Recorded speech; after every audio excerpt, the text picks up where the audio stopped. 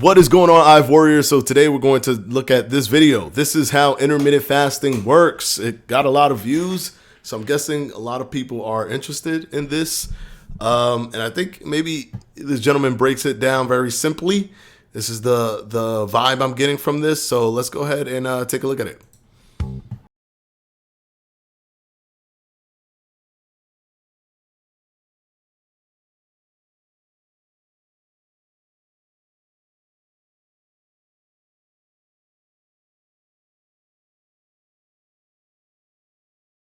Okay. I don't want to kill the video. I want to keep playing it, but this is not necessarily the case. You actually can control the timing however you want. You could wake up and start eating if you like. And really, a lot of the studies have leaned into eating earlier rather than later, like starting around 8 o'clock. So if he's waking up around 8 o'clock or so, or 7 o'clock, whatever it is, he might be you might be able to already eat. It all depends on what your eating window is. So just wanted to add that caveat. Let's go. Yep. Water, but still no food.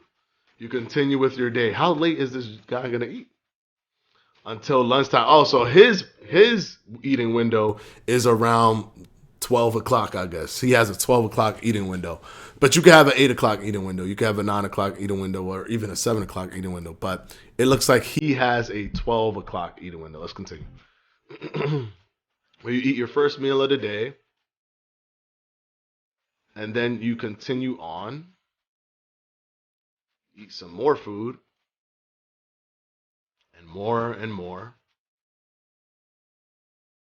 until finishing your last meal 8 hours later if you're doing the 16-8. There's also the 20 hours of fasting. I don't want to nitpick, but I'm just saying, like there is like, he's simplifying it, I guess. But it's like everybody's taking intermittent fasting and making it automatically the 16-8. But it's not just the 16-8. There's so much more to it, but whatever. It's all good. Then it's back to just tea or just water for the next 16 hours. It's a great way to create a calorie deficit, correct? And gain control over your hunger hormones, yes. But it's no magic pill.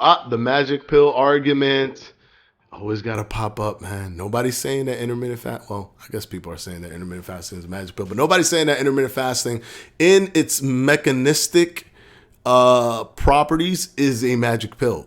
Does intermittent fasting cause body fat burning or calorie partitioning of body fat simply from the process of turning fatty acids into ketone bodies to provide energy for your brain after you've depleted the glucose? Yes, it does, which means it targets more body fat than if you weren't doing intermittent fasting. But that doesn't mean that it's a magic pill. That is science. So also, if you're doing intermittent fasting and you overeat during your fasting window, you will gain weight because there is nothing to burn. Even though it's burning body fat, you're replenishing all of that and then some because you're overeating. So that's also an element. If you overeat, of course, you're even if you're fasting, overeating, you're still going to gain weight. But it's not about a gain weight, lose weight thing. It's about a calorie partitioning thing.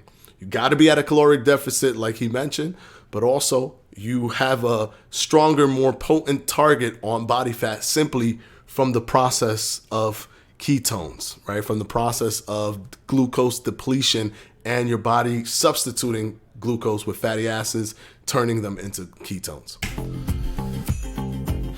You can still overeat. Yeah, correct. Like I just said, even with just one meal a day. Correct. Yeah, he's showing high calorie. He's showing high caloric food or high caloric dense foods that are palatable and very easy and to eat and not as satiating. So you can eat a bag of chips and you're gonna eat a lot of calories from eating that bag of chips, but you might not even feel full enough, right? So those are non-satiating foods. Always try to make sure you're eating satiating foods like steak and stuff like, things that are protein. Protein tends to be more satiating, which means more satisfying than other other macronutrients. But yes, you can easily overeat even in your window. Even with one meal a day, you can overeat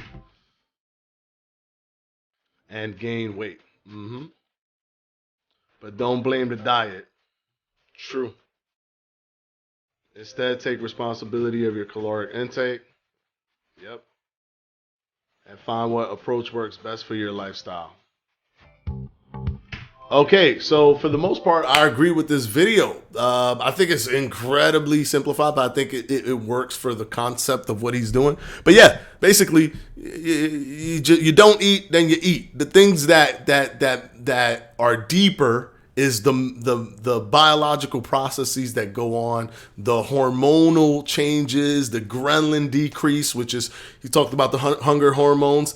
Ghrelin decreases, leptin increases, and ghrelin decreasing. Ghrelin is the hormone that tells you that you're hungry. Leptin is the hormone that tells you that you're full. Those kind of things work synergistically to help you eat less, to control. If you notice, if you've done intermittent fasting for like 3 weeks, you're not hungry all the time. You actually just control your hunger, and you're hungry when it's time to eat, which makes you even less, gives you even less of a desire to eat.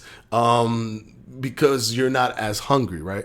So it is an important thing. Hormones is an important element to it. Those whole ketone body process, that's an important element to continue to burn body fat. But I think this is a really good video by Robbie Weir Fitness. This is a really good video. He's talking about the 16-8. It's super simplified, but I guess it gets the job done. I'm going to continue to watch these TikTok intermittent fasting videos, and we're going to continue to critique or talk about them. Let me know down in the comment section what you think about this video. Is it just what you already knew? Do you think it's a good video to give people like a snapshot of what intermittent fasting is? Or do you simply not care? Let me know down in the comment section below. This is Edward from Fledge Fitness, and I'll catch you in the next one. Peace out.